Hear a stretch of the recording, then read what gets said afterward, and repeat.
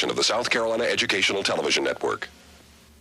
How it happened that Egyptians came to the Peloponnese, and what they did to make themselves kings in that part of Greece has been chronicled by other writers. I will add nothing, therefore, but proceed to mention some points which no one else has yet touched upon.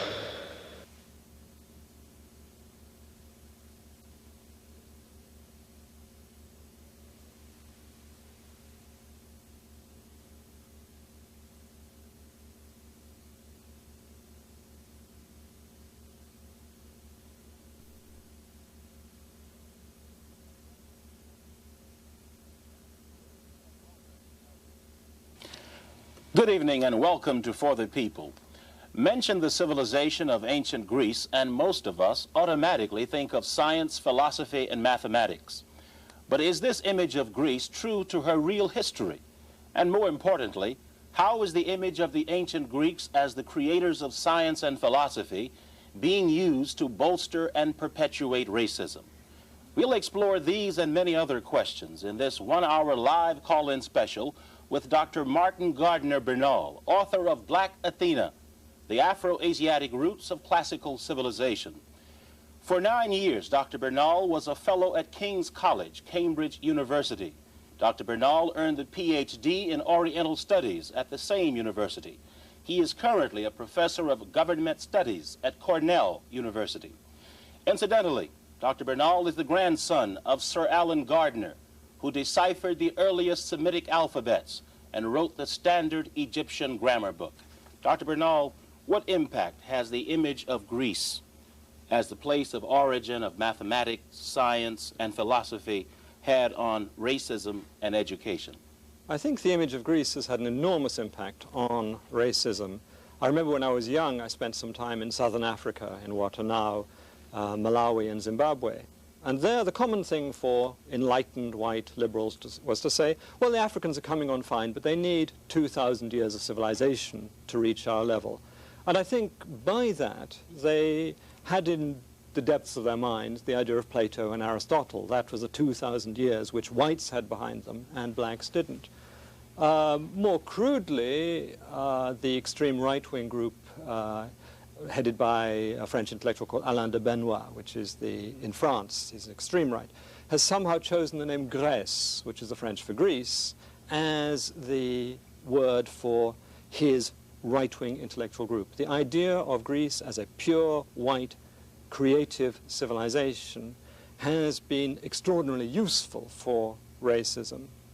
Now, I remember as a child, when I started reading books on the Greek heroes and things like that, I felt a sort of comfort. Here were people doing exciting and adventurous things who were somehow connected to me, that I was somehow like the Greeks, they were like me. And the implication of all I read was that they were whites, looking more or less like I did. I know, talking to black students, that they get exactly the opposite feeling, that the Greeks are somehow not like them, that a friend of mine, brilliant man, was told by his philosophy teacher on the first day of college that all philosophy runs between Socrates and Nietzsche. There is no other philosophy worth talking about. And that meant that he, as an Afro-American, felt shut out from civilization, because the real core of civilization was Greece and Northern Europe, and therefore no one else in the world could share in it. Specifically, what are some of the mathematical and philosophical concepts that have been attributed to the Greeks? Well, the Greeks are supposed to have, I mean, in loose thinking, people say the Greeks were the first to make astronomical predictions, the first to make geometrical theorems, the first mechanics, a whole lot, the first doctors, a whole lot of scientific things, the first to invent metaphysics. Aristotle was the first to invent logic, a whole gamut of scientific and philosophical things are attributed to the Greeks as creators. And that seems to me exaggerated. I mean, I'm not in any way denying massive Greek achievements, but they came from the even more massive achievements of the Near Eastern civilizations, particularly Egypt. Okay, let's get to that later. How old is Greek civilization? Well, it's difficult to say when you begin it, because as Plato reported, Egyptian priests told Solon, the great legislator of Athens, that the Greeks always had to start again, that they had disasters which wiped them out and they had to start again. But I would say Greece began about, as we know, it began about 1600 BC. And then it was overwhelmed by a series of catastrophes and then restarted about 750 BC. Okay, now to your book, Black Athena, The Afro-Asiatic Roots of Classical Civilization. How has the image of Greece changed over the last 2,000 years? Well, it's changed very fundamentally in that the classical writers, people like Herodotus, you quoted when we started, had a very clear image that the Greeks had been living there in at a rather primitive level, and along had come Egyptians and Phoenicians. Phoenicians are the people who lived on the Levant in present Lebanon. And these people had set up cities and had civilized the Greeks, had taught them irrigation, new weapons, how the alphabet, how to write. A whole series of things were attributed to these Egyptian and Phoenician colonizers. And then later Greeks were supposed to have gone to Egypt to study, to improve on their knowledge of Egyptian culture. So you have this double thing. You have the colonization in the Bronze Age, which we'd put in the middle of the second millennium, the millennium from 2000 to 1000 BC. And then you have in the first millennium BC, Greeks studying in Egypt and bringing back their wisdom or their learning to Greece. So you have sort of a two-tier system of borrowings by the Greeks from the Egyptians. Okay, but how has it changed over the... Well, sorry, back to the original thing. Okay, so you have the this idea which I've called the ancient model in my thing, which is Greece is the result of this two-tier borrowing from the Near East. Now that lasted amazingly long. It lasted until about 1800 AD. So until 1800 AD? Yes. If you talk to anybody living in the 17th or 18th century ADs, this is European scholars among others, they would have said the Greeks were great people because they preserved some part of the wisdom of the Orient. And they had learned from the Egyptians and they had transmitted this wisdom on to later ages, and they should be given the credit for that. This was the image of Greece as the first European country, the oldest European country. And it had been the oldest to be civilized because it had been close to the much older civilizations of the Near East. Okay, we want to examine how this change in image came about. So, but go ahead. Okay, well then you get an attack on this ancient model, particularly on the colonizing, but also on the idea of the Greek students, and a discrediting of all the ancient testimony saying that these things had taken place. So you get the irony that as the Greeks are being raised as the first creative people, the first artists, the first philosophers, the first mathematicians, you simultaneously get the Greeks as historians being denigrated because they couldn't... Being put down. Being put down. They could not be trusted with their own history because they said that they had borrowed from the Egyptians. This is what the later scholars were saying. The later scholars said the Greeks were wonderful at everything except for history. Yeah. History they couldn't be trusted on. So you have this sort of, you attack the Greeks as historians as you build them up as everything else.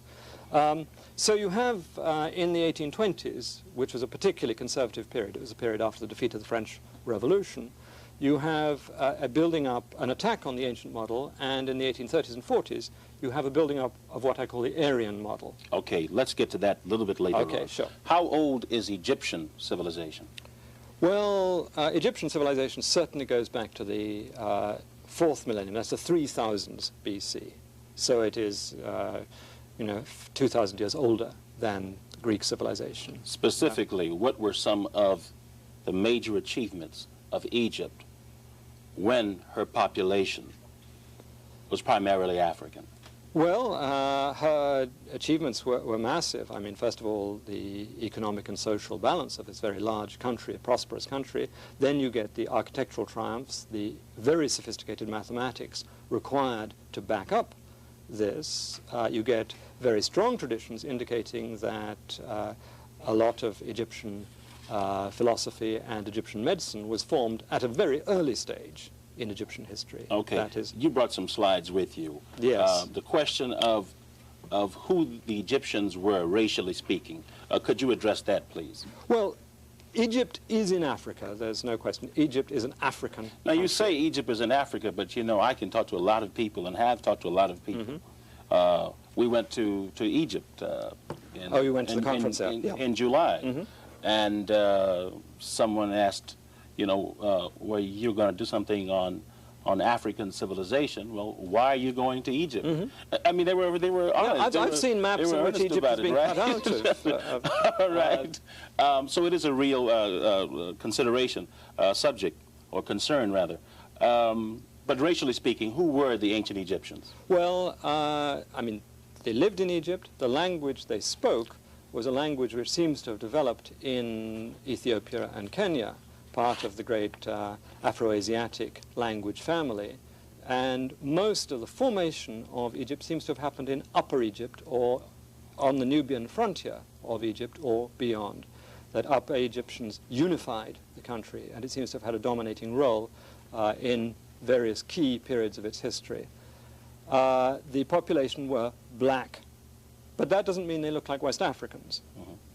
Some did, some didn't, but Africa, as the homeland of mankind, has more varied types than almost any other continent. But the Egyptian basic population was East African, but there were some Middle or West African types in the population. I mean, it's very difficult when it gets into the technicalities of it. And we're talking about what period? The early period? We're talking about the Old Kingdom and the Middle Kingdom. Which dates back to? The Old Kingdom dates back, well, there's controversy about this. I would accept the traditional date of 3,250 BC. All right. And that period, you get a higher proportion in the representations of people looking black by any Well, let's go to standard. the slides if you... Okay, well, in fact, the lady we have now, Queen Tai, who is the mother of the famous King Akhenaten, is in the New Kingdom. And I think I'd better bring out that there's been a tendency among Egyptologists when they see a black in ancient Egypt to say that's a servant, that's somebody low down in the social scale. This isn't true. It so happens that a large number of the most powerful dynasties originated in the south of the country and therefore were black. The first dynasty, as I mentioned, the 11th dynasty, which founded the Middle Kingdom, and the 12th dynasty, which was probably the greatest dynasty in Egyptian history, and the 18th dynasty, to which Queen Tai belongs. And she was a powerful... She was a powerful lady in her own right. In an earlier program, you mentioned that at some point the Greeks were paying tribute to her, I think you said. They were certainly paying tribute, or people from the Aegean were certainly paying tribute to her husband, and we've now seen that her daughter-in-law, Queen Nefertiti, was sending envoys, or seems to have been sending envoys to the Aegean, or people with high authority. So there's no question that Greece was in relations with Egypt, and those relations were of a subordinate to a superior, whether it was sovereignty or suzerainty. Okay, well, let's look at another. Well, here is Akhenaten himself, the famous heretic king, supposedly the founder of monotheism, a very important and interesting figure. We know quite a lot about him. And we can tell his face because it was a period of realistic representation. It wasn't a period in which people were represented But formally. you've had European scholars to say all kinds of things about the physiognomy or Oh, he's supposed to be physical features. diseased. There's some physical... And to back them, there is the problem of his body, which does look a bit strange, but his face reminds me of a number of friends I have. I won't go into names. This is a 12th dynasty pharaoh.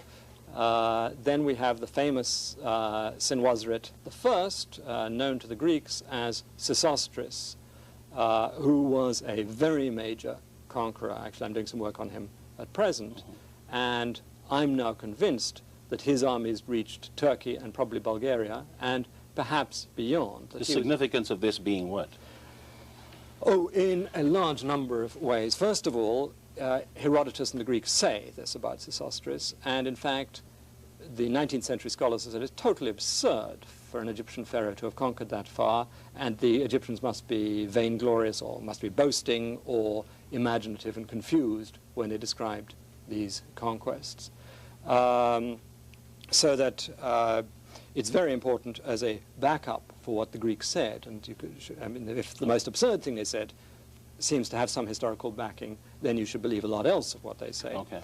It's also interesting how 19th century scholars found it very difficult to believe that an African king could conquer large areas of the Near East, that they're perfectly happy to have Persians or Greeks do it, but for an African to do it is somehow What do you upsetting. think is at the base of that, is at the bottom of that, the reason that the idea that an African Well, is able to... Africans are inferior in so many ways in the white vision, but the two key ways are they're incapable of thought and philosophy, and the other way is that they're incapable of strong action. They're not manly in that way, and therefore the image of an African in the 19th and early 20th century was somebody who was essentially passive, both mentally and physically, and therefore the idea, I mean, they had short spells of savagery, but sustained, organized conquests were believed to be beyond the capacity of Africans. And certainly when it came, maybe they could conquer each other, but they couldn't conquer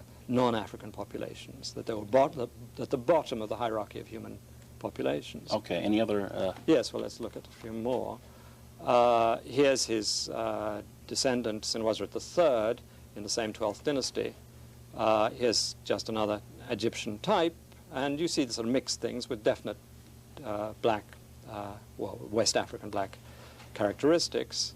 Here is a very interesting king, Mentuhotep, one of the main pharaohs of the 11th dynasty before Sesostris, and they seem to me to have established very close relations with Crete and with Cyprus, and to be represented in Greek mythology by the king Rhadamanthus, who was supposed to have brought law and order to a number of the Greek islands. So you have Mentuhotep as a very important thing, and he came from the south of Egypt, and there's no reason to doubt this.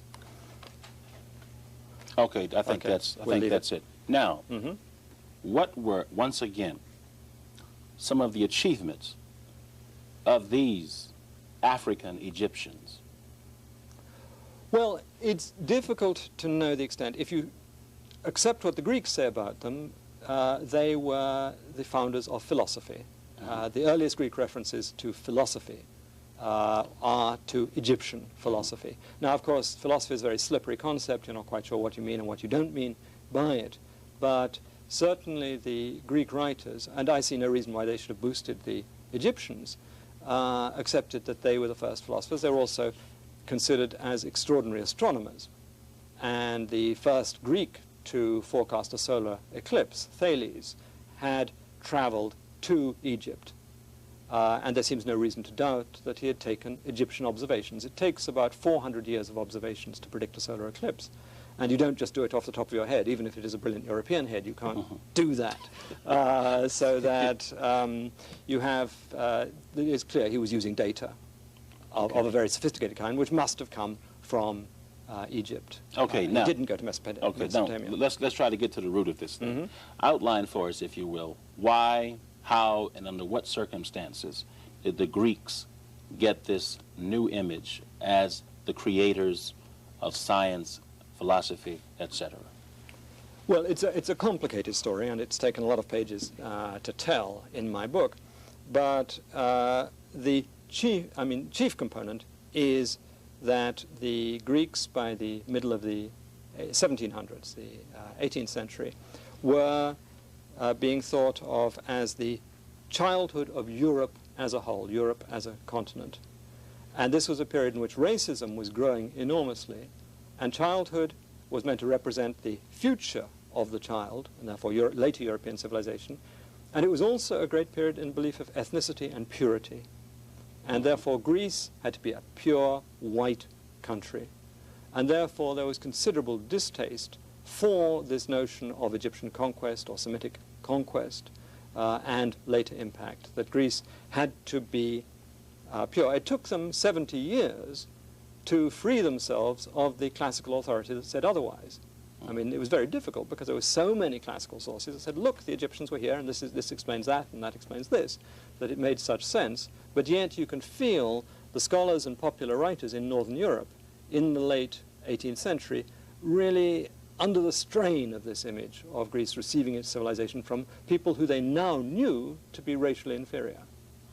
So you have this pressure. And in the 1820s, you get a systematic attempt by the new German scholarship just to disregard the Greeks as historians and to say, it's not true, we can believe ourselves that the Greeks were pure Europeans, and this, they had a great help from linguistics, which was showing in the 1820s and 1830s that Greek is fundamentally an Indo-European language. Mm-hmm. So you get the beginning of the idea that somehow Indo-European speakers, or Aryans, and they slipped very easily from language to race, had moved into Greece. But the only way they could imagine them moving into Greece was as conquerors. They couldn't imagine them having settled there as wandering tribes or coming in some way that they knew. And of course they knew because European experience in the 18th and 19th century was of Europeans dominating all other peoples, and they projected that image back into the past. So you have this idea that the Greeks must have come into Greece from the north, just as the Germanic tribes had come into the Roman Empire at the end of the Roman Empire, or the Aryans had come into India there. But in both those cases, we know from history and legend that it actually happened. In the case of Greece, there was no evidence to suggest that northern tribes had invaded and conquered anybody at that stage. And this was a problem. Okay. But they decided just to do without it and rely on modern racial and linguistic science. Okay. So up until the early, 1800s? No, 1840s. 1840s. Yeah. Everybody was saying what about the origins of Greece? Oh, up until the 1820s, everybody was saying the Greeks were colonized and civilized by Egyptians and Phoenicians. Okay, then what happened, and who were the movers and shakers, to use a contemporary term? They were German and English scholars.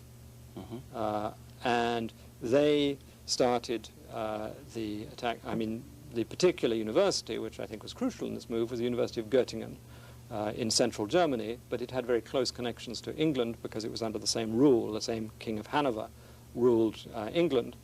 And this university really produced the scholarship which was able to overthrow the model. It was also the university to produce the first systematic racism, and it was a pioneering university at the end of the 18th century. You said that this university has served as the model for later universities. It was the first one in which you had separate departments with their own journals, developing their own jargons, and a seminar as a teaching technique, a whole series of things that's now become standard, certainly in America and over the rest of the world, started really in Göttingen and offshoots of Göttingen. What year are we talking about? We're talking about the development in Göttingen, 1770s, 1780s.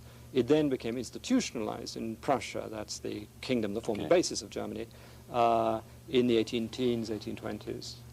Okay. Yeah. So you have this.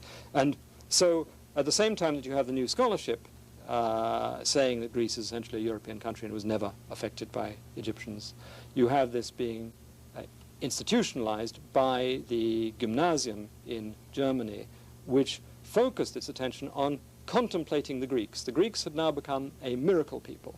They had become a people who were poetic and had all the advantages of youth and epic poetry, the Greece of Homer, the Greece of vitality. At the same time, as the inventors of philosophy, they were supposed to have the advantages of maturity. So one people combined both sets of virtues, and they were white. And so it was a conscious effort by German educators to say contemplation of these perfect people would produce integrated human beings for a new non-revolutionary Germany. It was a very conscious way of avoiding the traumas that France had been through in the French Revolution by looking at the Greeks. And the same was taken up by the English public school system, and Dr. Arnold was very consciously working for the middle, to reform without revolution, using classics and Greece, but this classics had to be race, and a new thing to their history was scientific method, they called, which was using footnotes and things like that, but the new principle they was using, they called the ethnic principle, which was racism, and that was the core to the new historiography or writing of history in Northern Europe in the early 19th century. Okay, let's get to these two. Okay, let's get to these two models for the origins of Greek civilization. The ancient model, as you call it, which says what? The ancient model says that Egyptians and Phoenicians came, I mean, you read part of it, came to Greece, colonized it, and later generations of Greece went to Egypt and Phoenicia to study. So you have cultural influences coming in two ways, by the colonizers and then by the Greek students bringing back wisdom with them. And okay, and this later model from the early, 1800s? Early 1800s, the Says Aryan what? model says that Greece is the result of a conquest from the north of people we don't know about, but we call the pre-Hellenes, the pre-Hellenic people. All you know about the pre-Hellenic people is that they were white, that is, they were not Egyptians and they were not Semites, but at the same time, they were non-Indo-European speaking. Now that's essential because half the vocabulary of Greek is not Indo-European.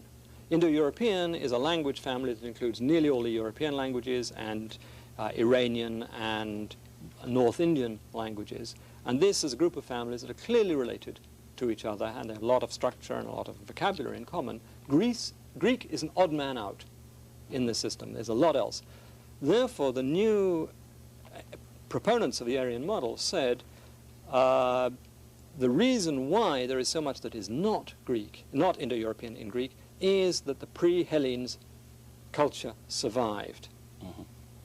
And so that it was mixed linguistically but not mixed racially, that the pre-Hellenes had been white. So you got over the inevitable mixing of language, but the Greeks were seen as lily white, Okay. and marble helps. Okay, now this ancient African model for the origins of Greek civilization says what about the time of contact, that is, the Africans making contact with the Greeks?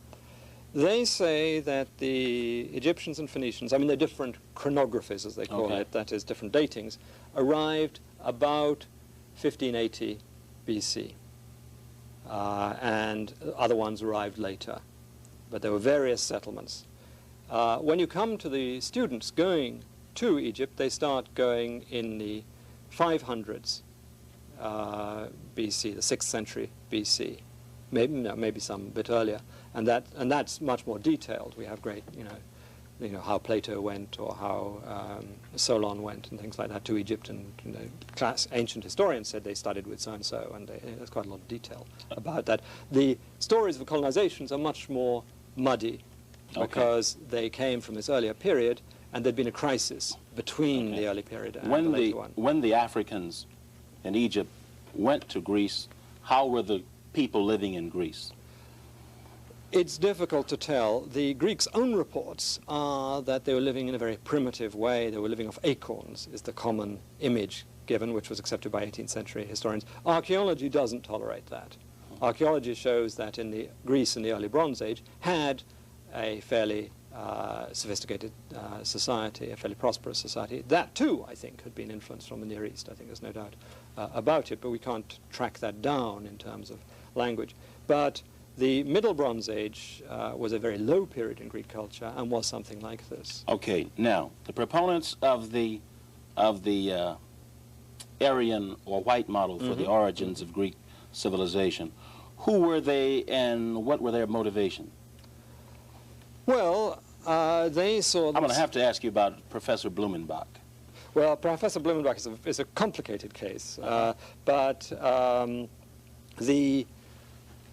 well, let me try and think. In Göttingen, there was Professor Heine, who was a dominating figure, who was very interested in the non-European world, but was convinced in the racial superiority of Europeans, and the belief that the Caucasians were the original race and the perfect race from which other races had fallen off, that the blacks had gone to Africa and blackened and become wrong in that way, the Mongols had gone off to Asia and become distorted in that way, that the true original type of man was the white Caucasian.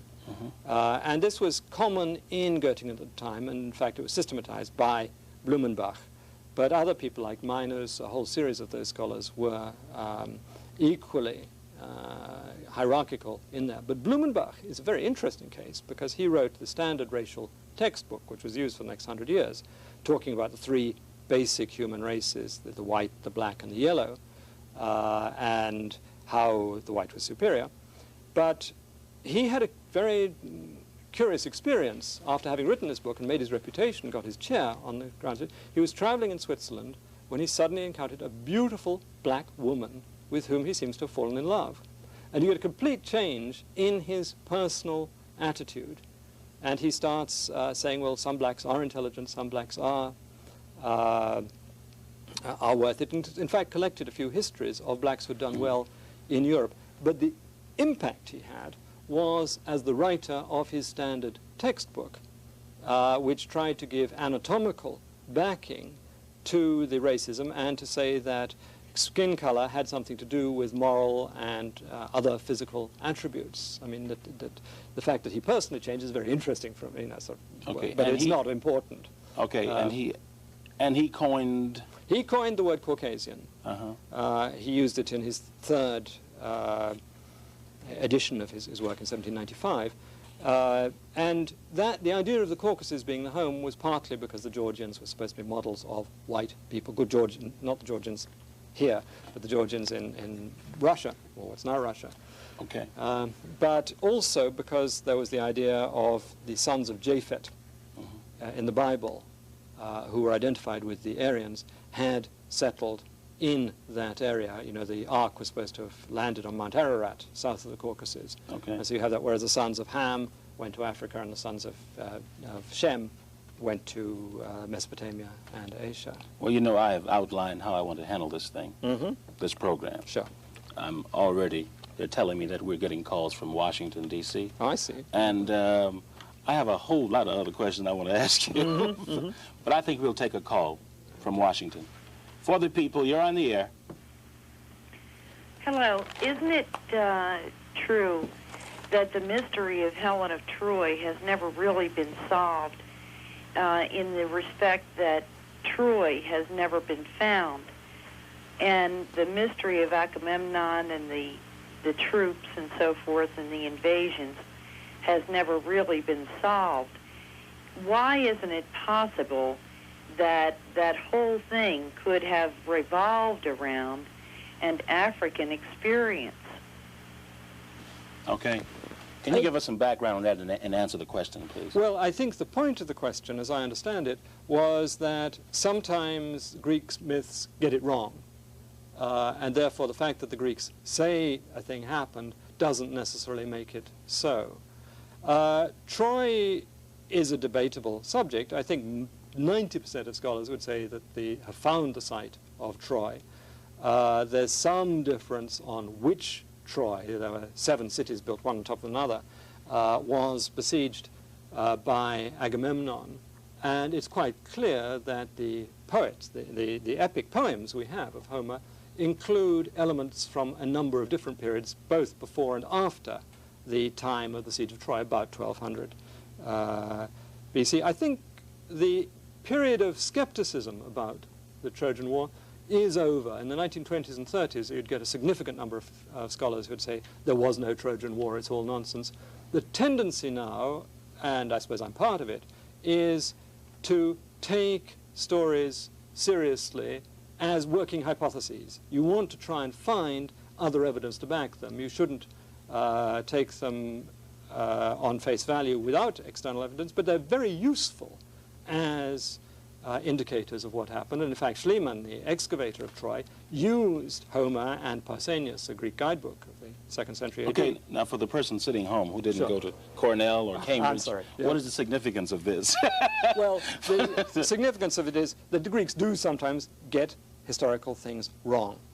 But the evidence in favor of Egyptian and Phoenician settlement, I mean, the attestation of reports of Egyptian and Phoenician settlement is so widespread among the later Greeks, and there is nothing in the archaeological record against it, and I think, in fact, there are several things for it, so that I think one should trust the Greeks as far as this is concerned. But everything I'm saying is based on competitive plausibility rather than certainty. Okay, well, let's take a call from South Carolina. For the people, you're on the air.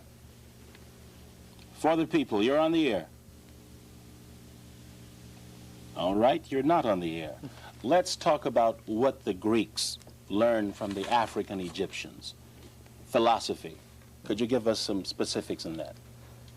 Well, I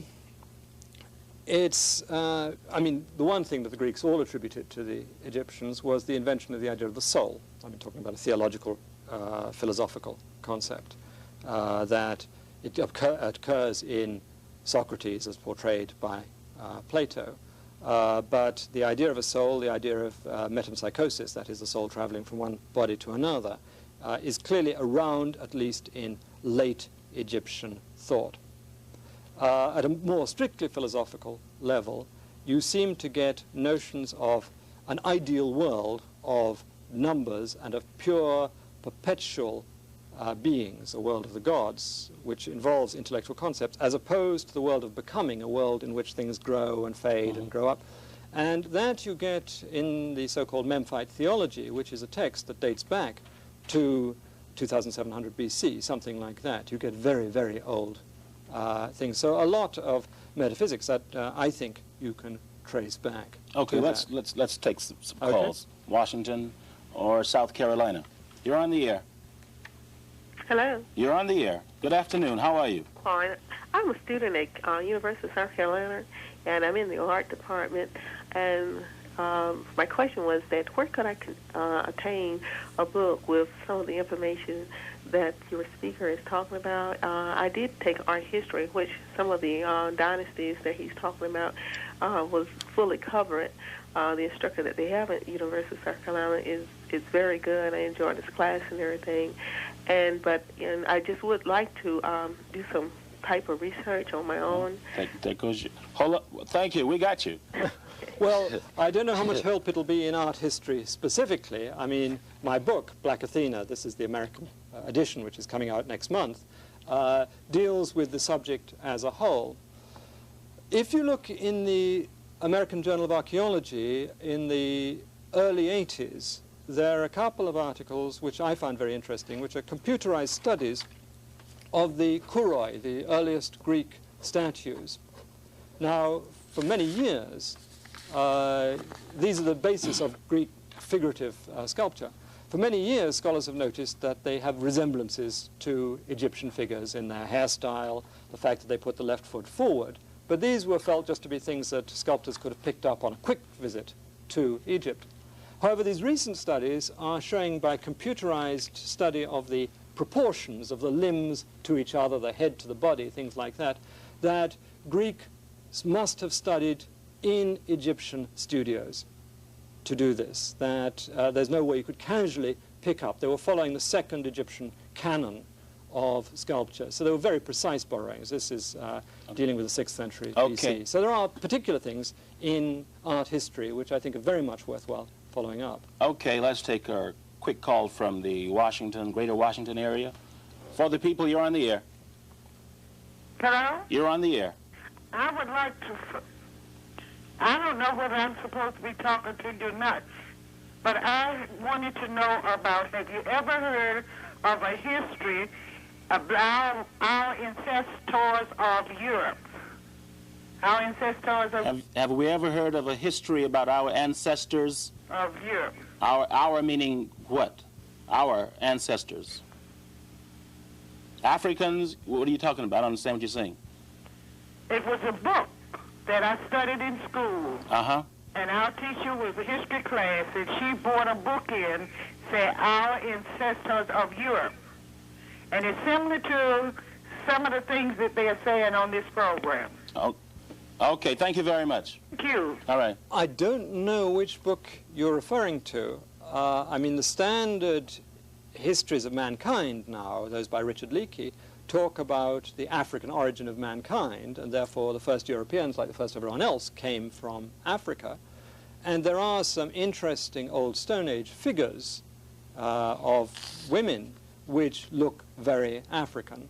The Journal of African Civilizations did a special issue on Africans in Europe in the, it came out in 1985, and that has some interesting material in it on that subject. But I'm afraid I don't know the exact book you're referring to. Okay. In the area of science, what did the Greeks get from the Africans in Egypt? Briefly, if you could. Briefly, okay. Well, I think if You you're wouldn't talking believe about we have about 15 minutes left. Go ahead. geometry, and I think Archimedes' screw, which is a mechanical way of raising water, that a whole lot of irrigation techniques seem to have come from Egypt. And medicine, there's no question that the Hippocratic texts of Greek medicine are very strongly influenced by Egyptian medical texts. Wasn't Hippocrates the father of medicine? That's what we were always told, yeah. Uh-huh. But there's no doubt that even, you know, some formulae are the same in the treatment, that there's a very, very substantial Egyptian influence in the Greek medical line, so that in architecture, of course, there's very close. This actually we might show. Okay, for the slide. If you can get back to the Parthenon. Now, where do you think this is? Actually, it comes from Saqqara in Egypt, beautiful fluted columns, which were built over 2,000 years before the Parthenon. And you get, that's a later style, but let's see if we can get back to those. Here again, you get very elegant Egyptian columns, so that architecturally as well as artistically, there's no doubt that Egypt had a very profound effect. A number of scholars will still try and say that the Egyptian columns had no influence on the fact that the Greeks produced very much the same thing. And this is not to deny the exquisite beauty of Greek architecture, but it is very closely related to that of Egypt. In fact, the one thing lacking in Egyptian architecture is the arch, and that's lacking in Greek architecture too. Okay. This question, and all that you have said about what the Greeks got from the Africans in Egypt, this question, what is classical and what is classical about Greek civilization? Well, classical is an interesting term. It's often used to mean standard, the model, and in the 19th century, the model of excellence to which all of us should strive. And by us, it tended to mean Europeans, because only Europeans had reached this high standard, and only Europeans could reach this high standard, except for a very few lucky Asians and Africans who could assimilate thoroughly enough to take on European civilization. So that was the classical image. I've been using the term in the way it's used in history as the Greeks of the period from 500 to 300 BC, which is a high classical period from which most of the Greek literature we have comes, and most of the architecture, like the Parthenon, comes from this period. It's a high point of Greek civilization. It's then used for Rome in its high points. Okay, let's go back to a call from the greater Washington, D.C. area. For the people, you're on the air. Good evening. Hello. Hello. Could you talk about the reacceptance of the ancient model, and who's willing to and who's not willing to accept it, and any personal problems you've encountered? Well, I was working on this for... Explain the ancient model. Well, the ancient model I think I have explained, which is the way in which the Greeks perceived their own past as being influenced by Egypt and Phoenicia. And for 9 years, I was more or less on my own, although I got some support from the black community on this. In the last year, the situation has transformed radically, that a small press in England brought out Black Athena, and it has been very widely reviewed in England. And a surprising number of the reviews have been favorable, and none, except for one Trotskyist paper which said I wasn't Marxist enough, have been unfavorable. Okay, let me break in there. You said that you got support from scholars in the black community. I think it should be said that there were a number of scholars, black scholars, who were out there years ago. Oh, yes. Right. That, I'm sorry, they weren't using the term ancient model, but they knew what was going on. And, of course, Dr. James, George M. James. George M. James, was really the pioneer of the influences on classical Greece. Okay. But his book was not accepted. What's interesting from my point of view is that I was working on this subject for 6 years before I realized the work that had been done by black scholars in this area, that they had been shut out of the mainstream to such an extent, I just had no idea what was going on. You tried to get George E.M. James' book, Stolen Legacy, in Cornell Library, and what happened? Well, I knew that they wouldn't buy it, that they couldn't get, so I gave them a copy, and nothing happened. I wanted it because I wanted to set it for my students, put it on reserve for my students. Nothing happened, it had disappeared. So I gave them another copy. They're quite hard to get, but I got another, and I gave it to them. And this time, they didn't put it in the main library or in the main undergraduate library. They put it in a branch library of Cornell, that it was not considered a standard book in that way. Now, it's true, it's not the best produced book in the world, but it's got extraordinarily valuable content, and I don't think books should be treated in that way. Okay, let me cut you. Let's take a call from the greater Washington, D.C. area. For the people, you're on the air. Hello? You're on the air. From South Carolina, you're on the air. Hello, how are you today?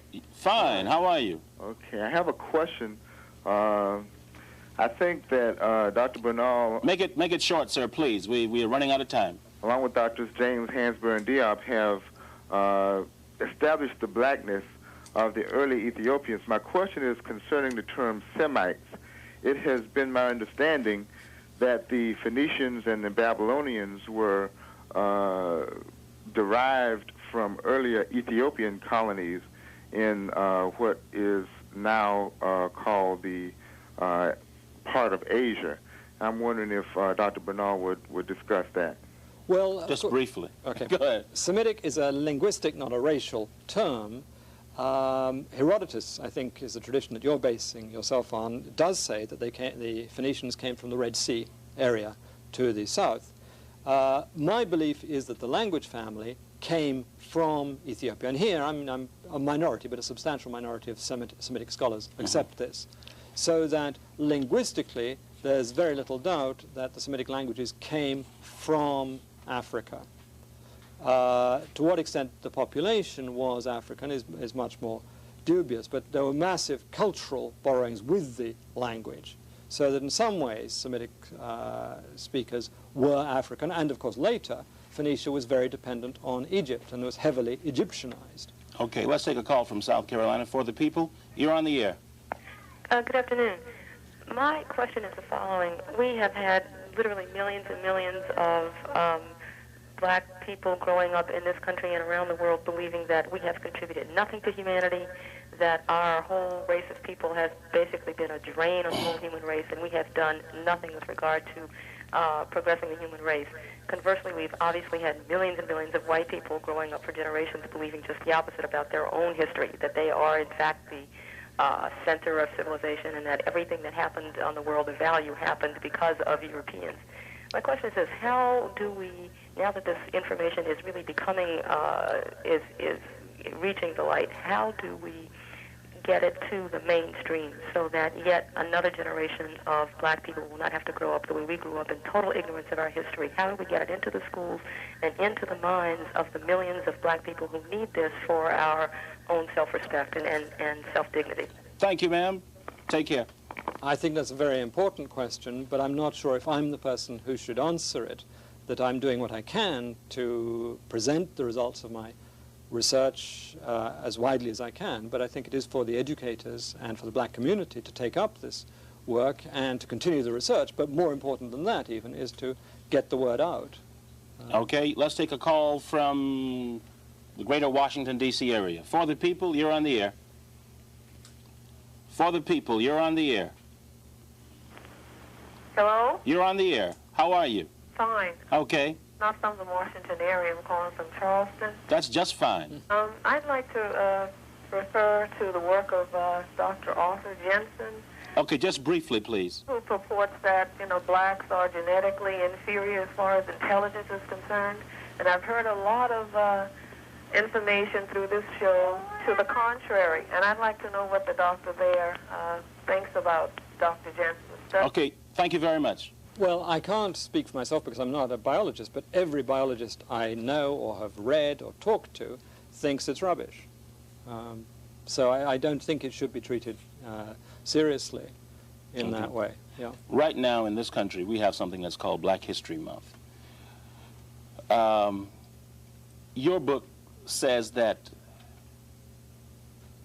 the absence of black history can be attributed to a conscious, deliberate effort to write blacks out of history? Well, or I what? think it's a more complicated process than that. If blacks were being maltreated so abominably, they couldn't be full human beings. And so Christians couldn't treat full human beings the way that whites were treating blacks. And therefore you had to remove the humanity from blacks in all dimensions. Now, all populations have a certain amount of antipathy towards other populations and dislike of people with different appearances. But the degree of racism that has grown up in Europe since the 17th century and since the beginning of slave trade is completely out of proportion to this normal human feeling. And therefore, these people genuinely believed that if the Greeks said Africans had done positive things, they must be mistaken. It was a application of a systematic belief that the African was incapable of civilization, that you then had to apply this to Greek history and say, Greek history can't be the way the Greeks told it because it's unscientific. While at the same time, these same people were dehumanizing the Africans and enslaving them. Right. Okay. When you consider the implications of what your book, what would you say to the black student and the white student who is assuming that because he or she is going to the University of South Carolina or Howard University or Cornell University that he or she is getting a good education? Well, in many ways they are getting good educations. I don't want to knock the whole university system, but on this issue I think they're being very fundamentally misled. But one of the encouraging things I've had... But doesn't this issue carry over into psychology? That's true. Actually, I'm sociology? Go ahead. Yeah, all right.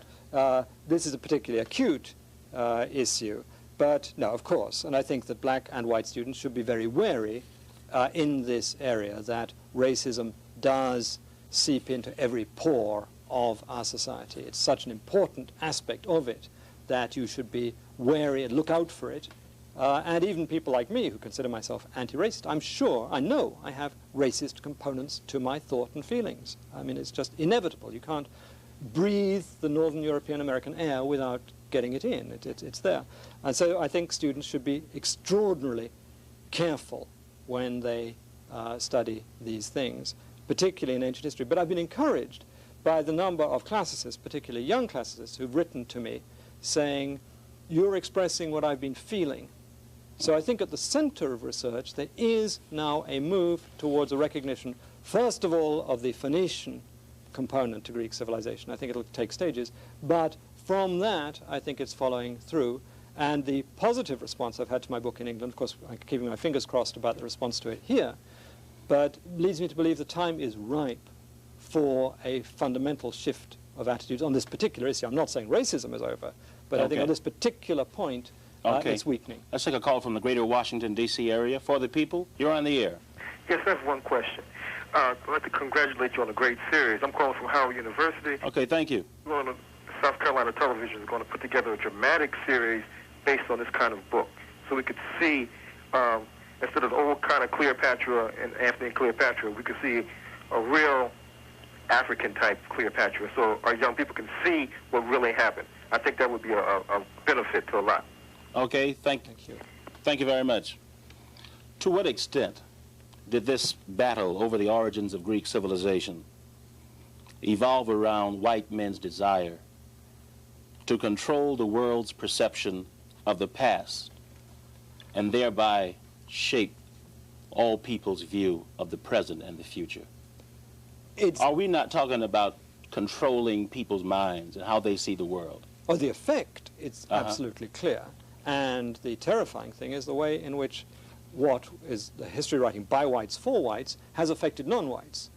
That most third world people and American blacks accept at some level this idea that only Europeans can really do things.